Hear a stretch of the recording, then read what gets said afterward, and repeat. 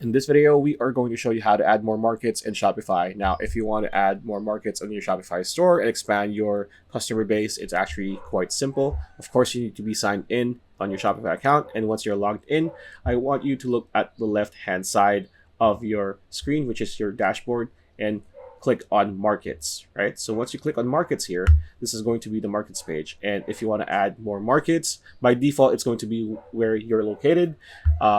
If you want to add more markets outside of your country, you want to look at the upper right corner of your screen and click on create market, right? So once you are in create market, you need to make a name for your this new market option that you're making. So let's do whatever.